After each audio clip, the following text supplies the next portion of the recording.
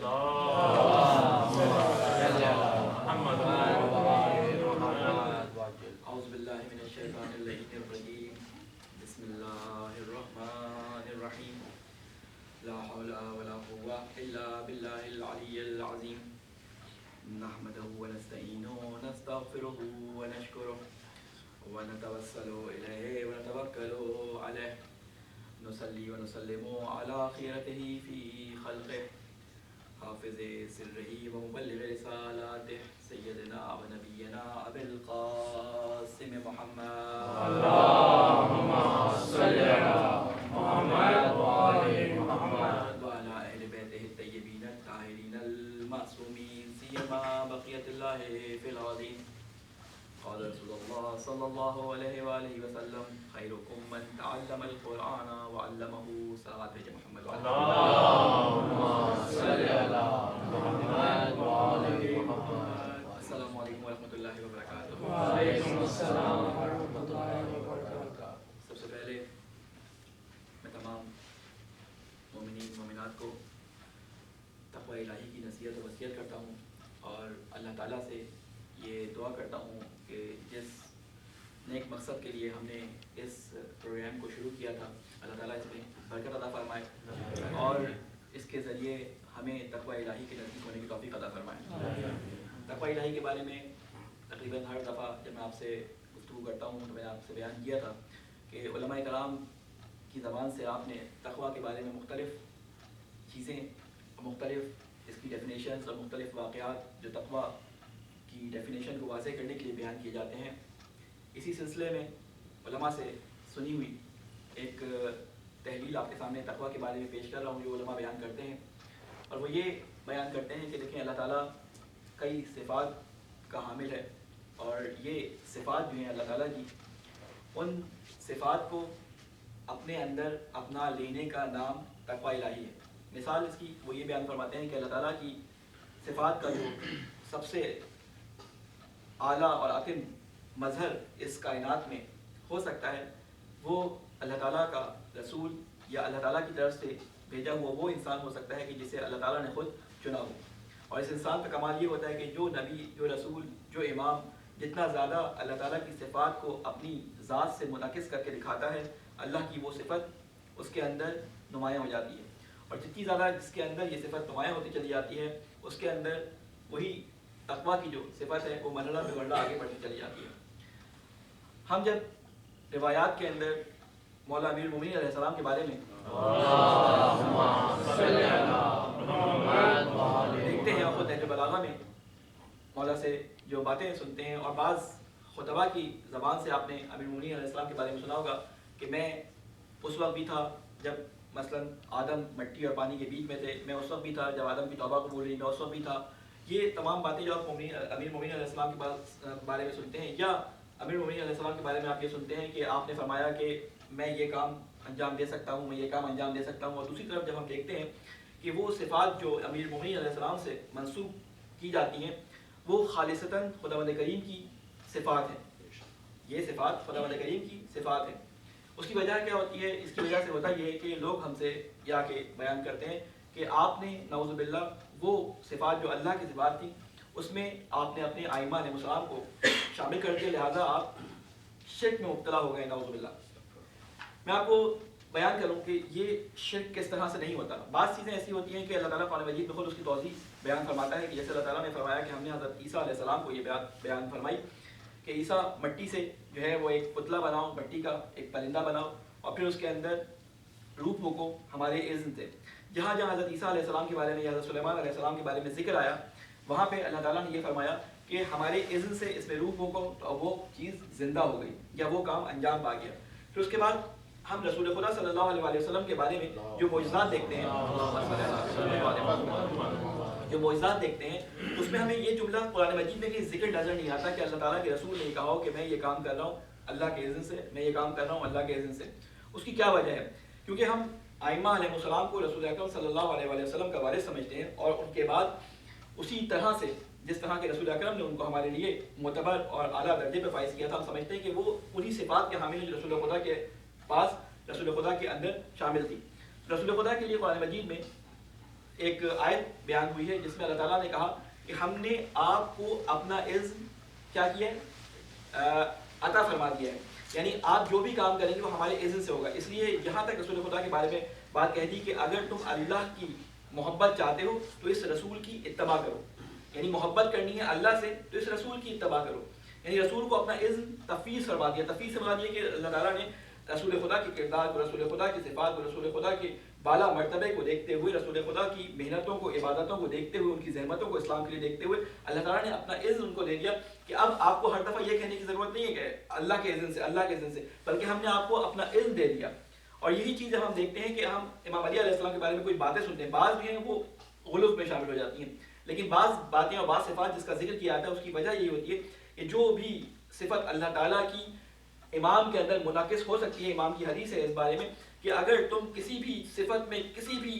اعلیٰ صفت کے حامل شخص کو دیکھ سکتے ہو، ہم ائمہ سے زیادہ آگے اس میں کسی کو نہیں پا سکتے۔ ٹھیک ہے، وہ جو اول و آخر والی ایک روایت ہے جس کے بارے میں بڑا کہا جاتا ہے کہ یہ آپ نے کیسے کہہ دیا، تو اللہ تعالیٰ کی اس بات میں سے کہ میں اول ہوں میں آخر ہوں، وہ اول و آخر سے مراد یہ نہیں کہ میں اول خلقت میں یعنی اول وہ مخلوق یا اول خالق ہوں، نہیں، یعنی اللہ تعالیٰ کی صفات میں جو بھی جتنا آگے جا سکتا ہے اس میں اول میں ہوں، اور جو اس کے اندر شروع کرنے کے لیے جس چیز کے لیے پہنچ سکتا ہے تو آخری نفر میں ہوں کہ جس کو وہ پکڑے تو وہ اعلیٰ صفات تک پہنچ سکتا ہے۔ بہرحال یہ اللہ تعالیٰ کی صفات کے بارے میں ہے کہ جو جتنا زیادہ اللہ تعالیٰ کی صفات کو جیسے جیسے اپناتا جاتا ہے، اللہ تعالیٰ کی صفات کا مظہر بنتا جاتا ہے، تقویٰ الہی اس کے اندر بڑھتا چلا جاتا ہے۔ اور تقویٰ الہی کی الگ الگ اسٹیجز ہوتی ہیں، اسے ہم اپنے زبان میں کہتے ہیں کہ یہ درجات رکھتا ہے، جیسے روشنی کے درجات ہوتے ہیں، ایک اس لائٹ کی بھی روشنی ہے، ایک سورج کی بھی روشنی ہے، لہٰذا جو جتنا زیادہ اپنے اوپر محنت کرتا جاتا ہے اس تقویٰ کے معیار میں آگے بڑھتا جاتا ہے، کیونکہ اللہ تعالیٰ نے قرآن مجید میں یہ بات پہلی سورہ کے اندر جب آپ شروع کرتے ہیں پہلا سپارہ الحمد کے بعد تو آپ کہتے ہیں کہ ذالک الکتاب لا ریب فیہ ھدی للمتقین۔ ہمارے یہاں اکثر یہ سوال کیا جاتا ہے کہ مولانا یہ بتائیں کہ یہ کام میں اس وقت کروں گا کہ اس کی دلیل کیا ہے، یہ آپ نے سنا ہوگا اکثر، مولانا یہ کام مجھے سمجھ میں نہیں آ رہا، میرے عقل میں نہیں آ رہا، اس کی دلیل بیان کریں تو میں اس کام کو انجام دوں گا۔ جبکہ اللہ تعالیٰ نے اپنا سائیکل کچھ اور طریقے سے بیان کیا ہے، اپنے اتباع کا سائیکل کسی اور طریقے سے بیان کیا ہے۔ کہتا ہے یہ کتاب ہے، اس میں کوئی شک نہیں ہے، ھدی للمتقین، یہ متقیوں کے لیے ہے، یعنی یہ نہیں کہا کہ اس پہ عمل کرو گے تو متقی بن جاؤ گے، کہتی ہے اس کی ہدایت ملے گی اس کو جو اپنے آپ کو متقی کرے گا۔ لہٰذا رسول خدا کی جو صفت بیان کی گئی وہ یہ بیان کی گئی کہ ہم نے اس رسول کو نازل کیا، تم میں سے اس رسول کو چنا، کیا کرتا ہے یہ یزکیہم ویعلمہم الکتاب، یہ تمہیں پاک کرتا ہے اور تمہیں علم دیتا ہے کتاب کا۔ یعنی پہلی کوالٹی کیا اس کی بیان کی گئی ہے، وہ صفائی کرنے کے لیے آیا ہمارے ان نفسوں کی جن کے اندر اس دنیا کی وجہ سے یا کسی بھی وجہ سے کچھ غلاظت یا کسی قسم کی آلودگی آ گئی ہے، پہلے اس کو پاک کیا جاتا ہے اور پھر اس کے بعد حکمت اور علم کی تعلیم حاصل کی جاتی ہے۔ ہم جتنے بھی اپنی محفلیں، مجالسیں اور جیسے کہتے ہیں کہ علمی سیمینار لوگوں کے سامنے، بچوں کے سامنے، خواتین کے سامنے رکھیں اور اس میں بڑی بڑی علمی شخصیات کو بلائیں اور بڑے بڑے ان سے پاکیزگی کے لیکچر دلوائیں، ہو سکتا ہے وہ لیکچر بہت اچھے ہوں، ان کی باتیں بھی سمجھ آنے والی ہوں، لیکن آپ کو اس کے اثرات معاشرے میں نظر نہ آ رہے ہوں۔ اس کی وجہ کیا ہے؟ اس کی وجہ بالکل ایسی علماء جو عرفان کے علماء عرفان ہیں وہ یہ مثال دیتے ہیں کہ اگر آپ کسی ظرف کو جس میں آپ نے دودھ ڈالنا ہو ایسی جس حالت میں وہ ہے اسی طرح گندگی کی حالت میں اس میں دودھ ڈال دیں تو وہ جو پاک اور پاکیزہ دودھ اس کے اندر ڈالتے ہیں وہ اس برتن کی گندگی کی وجہ سے وہ دودھ سڑ جاتا ہے۔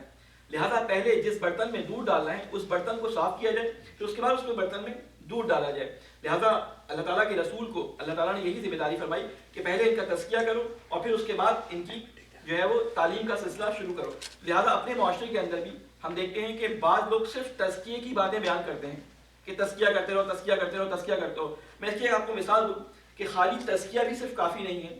تزکیے کے بعد علم اور اس کے بعد اس علم کے نتیجے میں اعمال سے اس کا نتیجہ ظاہر ہونا چاہیے۔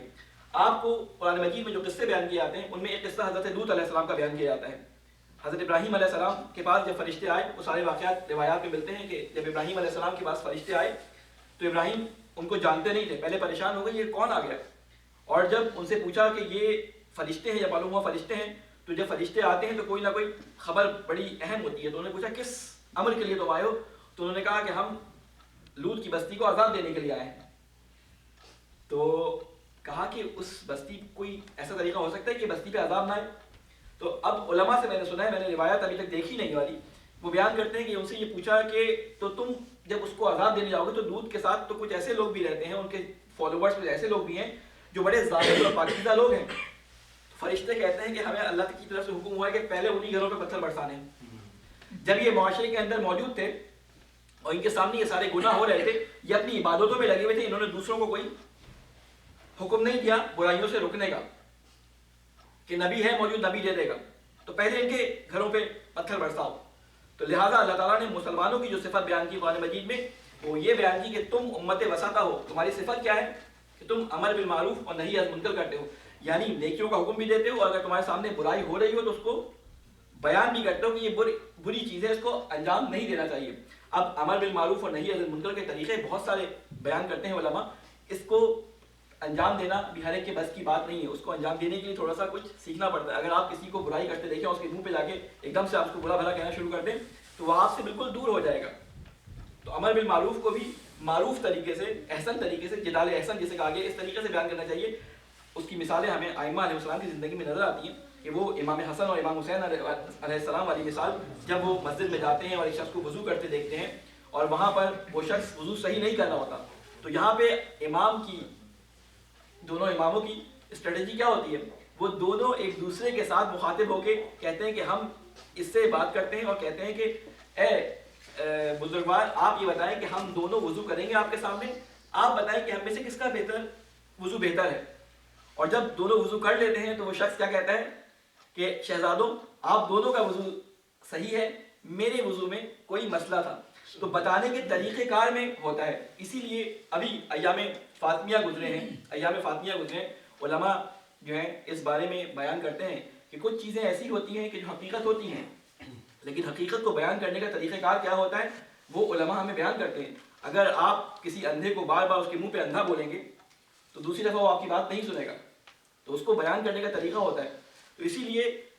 حقائق کو بیان کرنا ضروری ہے، لیکن ایسے بھی بیان کرنا نہیں چاہیے کہ اگلا سننے والا آپ سے جدا ہو جائے، آپ کی بات سننے کو تیار نہ ہو. کیونکہ ہمیں اللہ تعالیٰ کی اس امت میں قرار دیا گیا، رسول کی اس امت میں قرار دیا گیا کہ ہماری ذمہ اللہ کے پیغام کو پہنچانا ہے. رسول نے غدیر کے میدان میں جو کہا تھا نا کہ آگے والے پیچھے آ جائیں اور پیچھے والے جو ہیں ان کا انتظار کیا جائے، اور جو یہاں موجود ہیں وہ بعد والوں کو پیغام پہنچا دیں. تو صرف ایک جملہ رسول خدا نے نہیں کہا تھا کہ میں علی کو تمہارا امام یا تمہارا مولا بنا رہا ہوں، بلکہ اس میں بہت ساری باتیں تھیں. ان میں سے ایک بات یہ بھی تھی کہ تمہارے اوپر یہ ہے کہ تم اللہ کے دین کو دوسروں تک پہنچاؤ. تو ہم جو اپنی مجالس کے اندر سیکھتے ہیں، اپنے میلادوں میں سیکھتے ہیں، اپنے جمعے کی نماز کے خطبوں میں سیکھتے ہیں، تو ہمارا فرض بنتا ہے کہ ہم جہاں جہاں اس بات کو پہنچا سکیں، یعنی اس بات سے مراد اللہ کے دین کو صحیح طریقے سے، احسن طریقے سے پہنچا سکیں، اس کو پہنچانے کی کوشش کریں.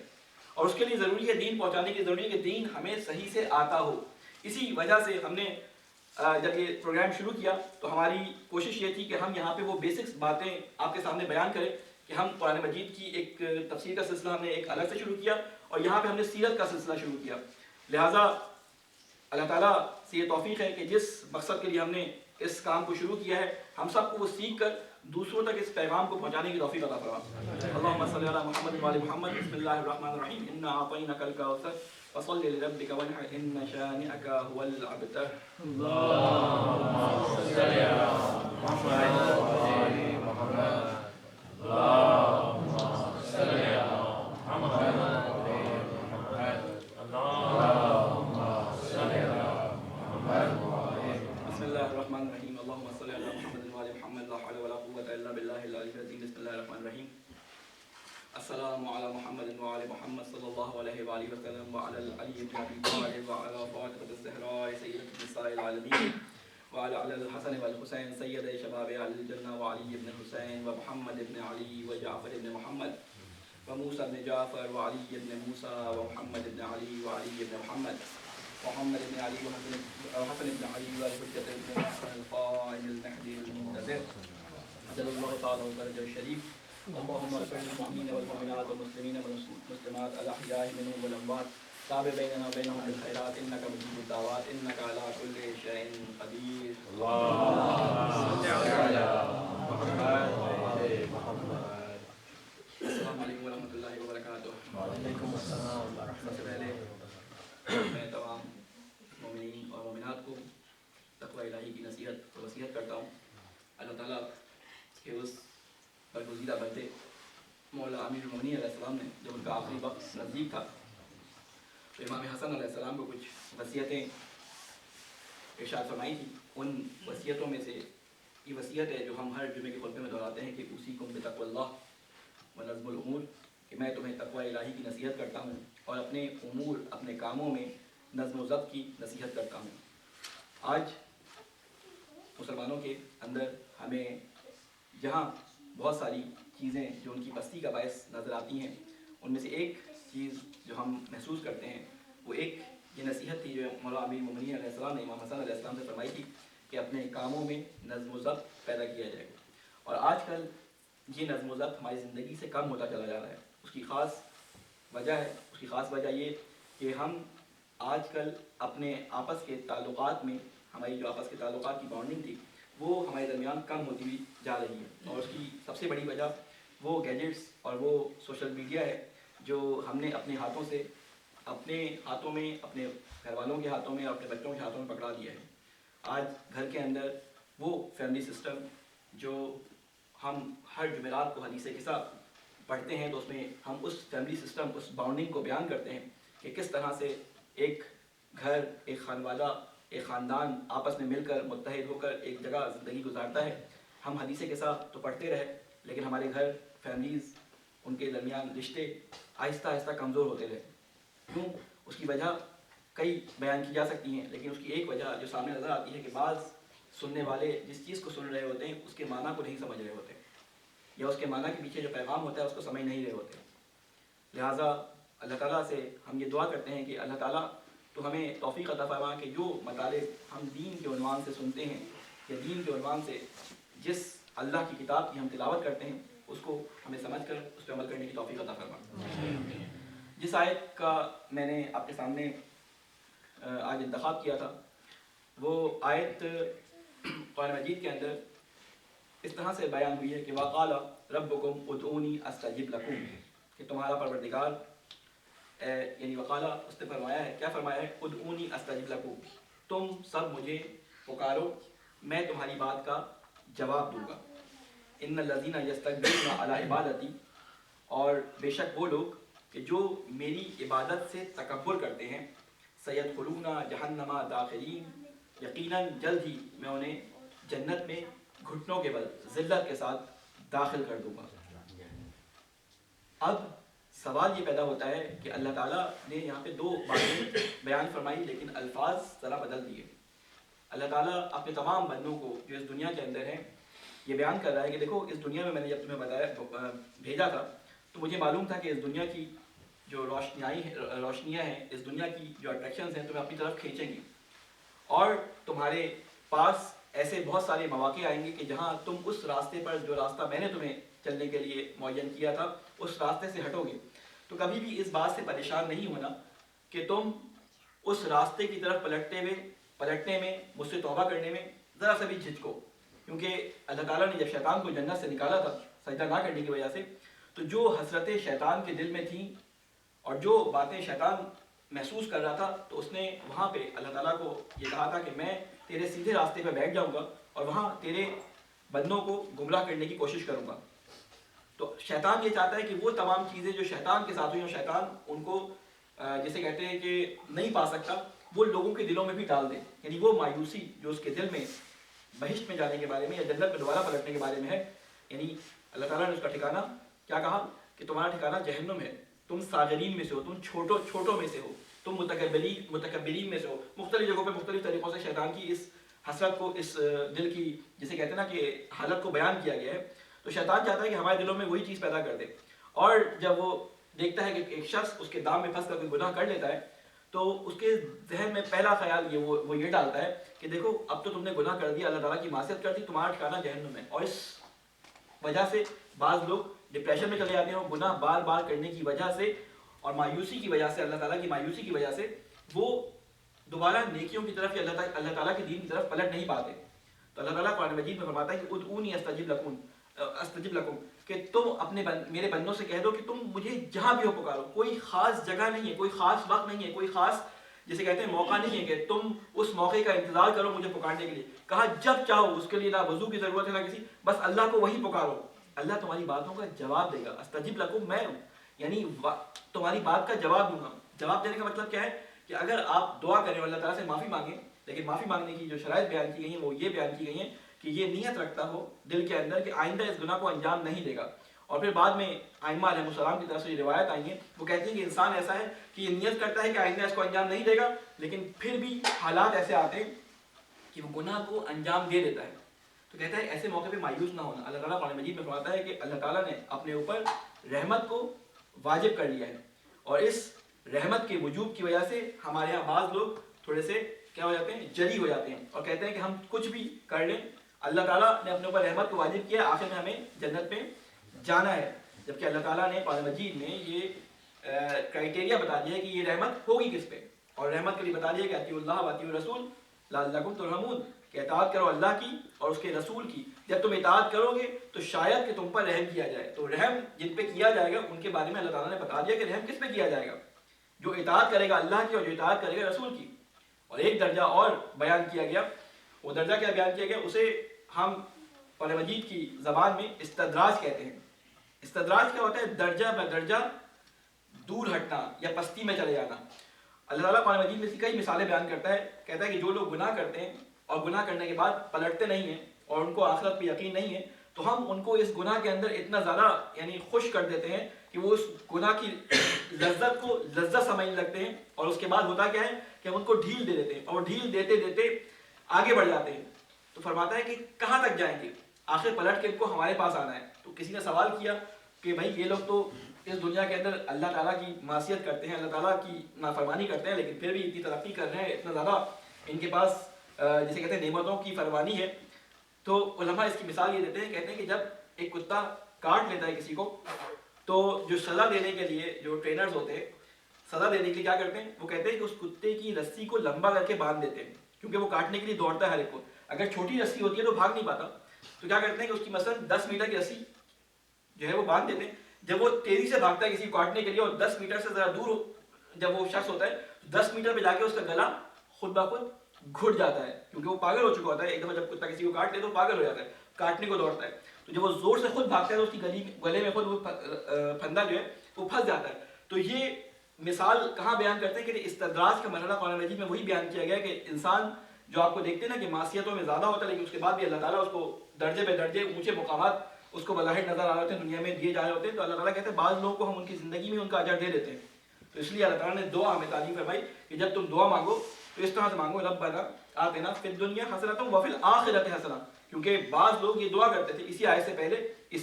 دعا کو بھی بیان کیا گیا کہ بعض لوگ یہ دعا کرتے ہیں ربنا آتنا فی الدنیا حسنۃ, کہ اے اللہ ہمیں اس دنیا میں حسنہ نیکیاں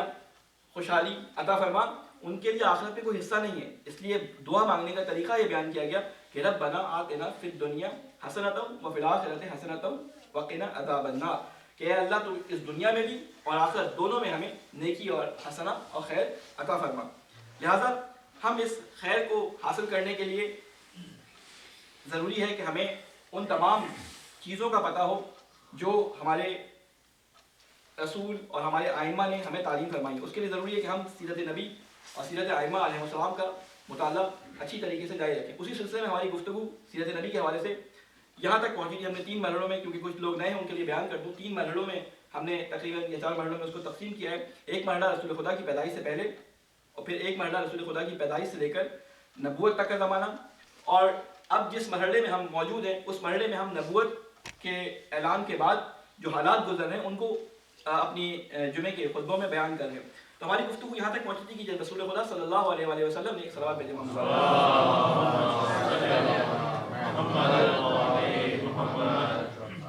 جب رسول خدا صلی اللہ علیہ وآلہ وسلم نے اعلان کیا تھا, تو اس وقت آپ کو اعلان اس طرح کرنے کی اجازت تھی کہ آپ جو پرسنل جاننے والے لوگ ہیں ان تک خالی اپنی تبلیغ کو پہنچائیں. یعنی دعوت عام کا 3 سال تک رسول خدا کو اجازت نہیں دی. تو جو رسول خدا کے جاننے والے تھے, حتیٰ کہ خاندان کے تمام لوگ بھی نہیں جانتے تھے, آپ رسول خدا اپنے جاننے والوں کو جو ان کے جان پہچان کے لوگ تھے ان کو جا کے بتاتے تھے. تقریباً 40 کے قریب لوگ جو ہے وہ شروع کے 3 سالوں میں جو ہے وہ اللہ تعالیٰ کے رسول پہ ایمان لے کے آئے. بیشتر وہ لوگ ایمان لے کے آئے جو ذرا غریب طبقے سے تعلق رکھنے والے لوگ تھے, کیونکہ عرب کے اس مکہ کے اس جگہ پر 3 قسم کے لوگ موجود تھے. ایک وہ لوگ تھے جو عرب کے سردار تھے، مکہ کے سردار تھے، قریش کے سردار تھے. ایک وہ لوگ تھے جو ان کے غلام یا دوسرے تجارت پیشہ لوگ جو ان کے تحت آتے تھے، اور ایک موالی تھے وہاں پہ. موالی کون لوگ تھے؟ موالی وہ لوگ تھے جو پہلے غلام تھے، انہوں نے اپنی قیمت دے کر آزاد کروا لیا تھا اپنے آپ کو، لیکن ابھی بھی وہ غلاموں کی طرح اپنے مالکوں کے ساتھ رہتے تھے. یہ چار قسم کے لوگ وہاں موجود تھے، یا کچھ لوگ باہر سے آتے تھے اور ان کی جیسے کہتے ہیں پناہ لے لیتے عربوں کی، وہ بھی موالیوں کی یا مستضعفین کی اس میں آتے تھے. کمزور طبقہ تھا، اصل طبقہ تھا ان لوگوں کا جو وہاں کے سردار تھے، قریش کے سردار، جیسے ابو جہل تھا، ابو لہب تھا، ابو سفیان تھا. یہ جو بڑے بڑے سردار تھے یہ سب سے زیادہ رسول خدا کے لیے مشکلات کریٹ کرتے تھے. اور پہلا کام جو رسول خدا کے ساتھ سب سے پہلا جو کام کیا گیا، میں نے پچھلی دفعہ اس کو بیان کیا تھا کیونکہ بچے ہیں، آج کو دوبارہ بیان کر دوں کہ رسول خدا صلی اللہ علیہ وسلم نے جب نماز کا طریقہ رسول خدا کو بیان کروایا تو رسول خدا خانہ کعبہ کے پاس جا کر اللہ تعالیٰ کی عبادت کیا کرتے تھے، نماز پڑھا کرتے تھے. تو آپ کے پیچھے حضرت خدیجہ اور امام علی علیہ السلام نماز پڑھا کرتی تھی. اس زمانے میں رسول خدا کے جو چچا تھے عباس، وہ ایک دفعہ خانہ کعبہ کے پاس بیٹھے تھے. آپ کا ایک دوست عاص بن وائل آپ کے پاس آیا، وہ عطر کا تاجر تھا، یہ جو پرفیوم ہوتا ہے یمن سے لے کے آتا تھا. تو وہ دیکھ رہا تھا، کہتا ہے کہ یہ شخص جو یہ الگ طریقے سے عبادت انجام دے رہا ہے یہ کون ہے؟ تو حضرت عباس جو رسول خدا کے چچا تھے، ابھی تک اسلام لے کے نہیں آئے تھے، کہنے لگا یہ میرا بھتیجا محمد بن عبداللہ ہے، اس نے کوئی نیا دین بیان کیا ہے اور کہتا ہے کہ میں اللہ کی طرف سے آیا ہوں اور تم اس طرح سے عبادت کرو. اور یہ اس کی زوجہ ہے جو خاتون ہے، اور یہ میرا دوسرا بھتیجا علی بن ابی طالب ہے، اور یہ محمد کے ساتھ ساتھ رہتا ہے. یہ تینوں اس مذہب کے پیروکار ہیں. یہ جب عاص بن وائل بعد میں جب مسلمان ہوا تو اس کے بارے میں کہا جاتا ہے کہ یہ کہتا ہے کہ کاش کہ میں اس وقت مسلمان ہو جاتا. یہ میں نے شاید پہلے بھی بات بیان کی تھی، کاش میں اس وقت مسلمان ہو جاتا جب میں نے ان تینوں کو دیکھا تو چوتھا میں ہوتا، یعنی ایک چوتھائی اسلام، اگر اسلام کو دیکھا جاتا تو 1/4 اسلام میں ہوتا. تو آج بات تو آسانی سی ہے، لیکن جب بھی ہم اپنے آپ کو دیکھتے ہیں تو جتنی بڑی مسلم امت اس وقت موجود ہے، اس میں ہم اپنے پورشن کو دیکھیں کہ ہم کتنے پرسنٹ مسلمان یعنی مسلمانیت کا حصہ ہیں، اور کتنے پرسنٹ ہم مسلمانوں کے فیور میں، مسلمانوں کی فلاح کے لیے یا مسلمانوں کے جسے کہتے ہیں ترقی کے لیے کام کر رہے ہیں. کیونکہ وہ بہت بڑا تاجر تھا، اگر اس وقت وہ ان کے ساتھ مل جاتا تو بہت زیادہ رسول خدا کی ہیلپ ہو جاتی. جس طرح حضرت خدیجہ کے مال سے ہیلپ ہوئی، رسول خدا کی اور بھی ہیلپ ہو جاتی. بہرحال رسول خدا صلی اللہ علیہ وسلم کے ساتھ ابو جہل کا جو رویہ تھا، وہ ابو لہب کا جو رویہ تھا وہ بہت زیادہ برا تھا. اور ابو لہب یعنی رسول خدا کے ساتھ سائے کی طرح لگا رہتا تھا. میں صرف آج اس بات کو بیان کروں گا کیونکہ وقت بہت کم رہ گیا.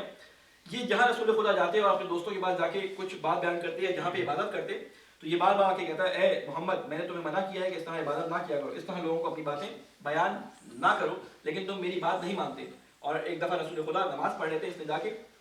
لوگوں سے کہا کہ دیکھو اب میں جا کے محمد کو مزہ چکھاتا ہوں کہ آئندہ یہ کام نہ کرے. یہ گیا، اس نے رسول خدا صلی اللہ علیہ وسلم کی گردن پہ پیر رکھنا چاہا. ابھی یہ پیر رکھنا چاہتا تھا تو لوگوں نے دیکھا کہ اس نے اپنے آپ کو وہاں سے ایک دم کسی چیز سے بچتے ہوئے دور ہٹانا شروع کیا.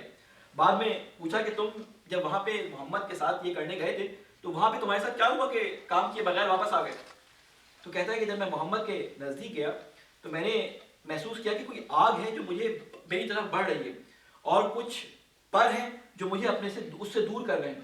بعد میں رسول خدا کو کسی نے یہ بات بیان کروائی تو رسول خدا نے فرمایا کہ خدا کی قسم اگر ابو جہل میرے پاس آنے کی کوشش کرتا تو فرشتے اس کو چیر پھاڑ دیتے. میرے گرد فرشتوں کا حصار ہے، لیکن پھر بھی وہ اپنی حرکتوں سے باز نہیں آتا. اور رسول خدا پہ کبھی یعنی یہ وہ واحد شخص تھا، اس نے پہلی دفعہ رسول خدا پہ پتھر اٹھایا اور پتھر تک مارا. اور جب رسول خدا نے کوہ ابو قبیس پہ آ کے یہ اعلان کیا تھا، میں نے پچھلی دفعہ اس کے بارے میں بتایا تھا،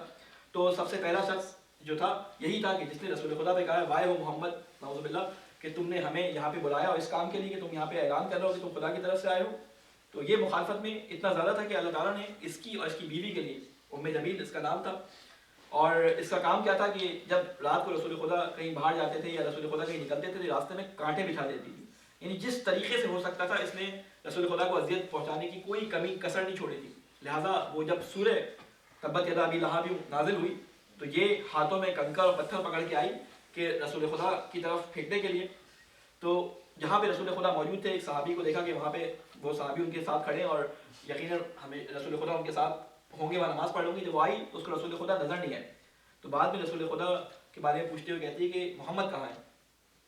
میں نے سنا ہے کہ وہ میرے بارے میں کوئی آیات پڑھتا ہے، تو اس نے کچھ شعر پڑھے اور کہا کہ اگر محمد مجھے مل جائے تو یہ کنکریاں میں اس کے منہ پہ نعوذ باللہ پھینکوں گی. اور پھر وہ وہاں سے چلی گئی. تو صحابی نے بعد میں پوچھا کہ اس کو آپ نظر کیوں نہیں آئے؟ تو کہا کہ اس کی آنکھوں کو اللہ نے پکڑ لیا تھا. وہ مجھے نہیں دیکھ سکی. تو بہرحال رسول خدا کی زندگی کے بارے میں انشاءاللہ ہم باقی باتیں میں بہت ساری تھی بیان کرنا چاہتا تھا، لیکن آج کیونکہ نماز کا ٹائم تھوڑا سا لیٹ شروع ہوا اور ہمیں 1 بجے تک اپنی نماز کے سلسلے کو جو ہے وہ کمپلیٹ کرنا ہوتا ہے، تو انشاءاللہ نیکسٹ جو ہمارا جمعہ ہوگا تو اس میں ہم باقی تفصیل سے اس کو بیان کروں گا کہ وہ واقعات جو رسول خدا کی زندگی کے بارے میں ہماری زندگی پہ اثر ڈال سکتے ہیں، وہ صبر اور حلم کا مظاہرہ جو اسلام کی تبلیغ کے لیے رسول خدا نے انجام دیا، وہ سب ہمیں کس طرح سے اپنی زندگی میں رکھنا چاہیے. ہمارے درمیان صبر کا مادہ کم ہو چکا ہے، ہم چھوٹی چھوٹی باتوں میں اپنے بھائی بہنوں رشتہ داروں سے ناراض ہو جاتے ہیں، اور بات اس حد تک پہنچ جاتی ہے کہ ہم نے خاندانوں میں دیکھا ہے کہ بھائی بہن کے گھر یا اس سے بات کرنے کو تیار نہیں ہوتا، باپ بیٹے کی شکل دیکھنے کو تیار نہیں ہوتا، اور بات کیا ہوتی ہے پیچھے، وہ ایک چھوٹی سی بات ہوتی ہے جو ایک دوسرے کو بری لگ جاتی ہے، جس کی وجہ سے اللہ تعالیٰ جو ہے وہ ناراض ہوتا ہے. اور قرآن مجید میں فرماتا ہے کہ اس چیز کو قطع نہ کرو جس چیز کی وصل کا تمہیں میں نے حکم دیا ہے، یعنی اقربا رشتہ داروں کے ساتھ میل جول کو قتل نہ کرو. اللہ تعالیٰ سے دعا کرتے ہیں کہ اے اللہ تیرے واسطہ محمد والے محمد کا جو رشتے ہم نے اپنی نادانی کی وجہ سے توڑے ہوئے ہیں، ہمیں توفیق عطا فرما کہ ان رشتوں کو دوبارہ سے جوڑ سکیں. اے اللہ تجھے واسطہ محمد والے محمد کا ہمیں قرآن اہل بیت کی تعلیمات کو سمجھ کر اس پہ عمل کرنے کی توفیق عطا فرما. اے اللہ تجھے واسطہ محمد والے محمد کا جہاں جہاں دنیا کے اندر مسلمان ظلم کا شکار ہیں، ہم کو اس کے ظلم سے نجات عطا فرما. اے اللہ تجھے واسطہ محمد والے محمد کا ہمارے امام کی ظہور میں تعجیل فرما، ہمیں ان کی ناصر اعوان میں شامل فرما. ربنا تقبل منا انک انت السمیع العلیم. بسم اللہ الرحمن الرحیم. انا اعطینک الکوثر فصل لربک وانحر ان شانئک هو الابتر. اللهم صل على محمد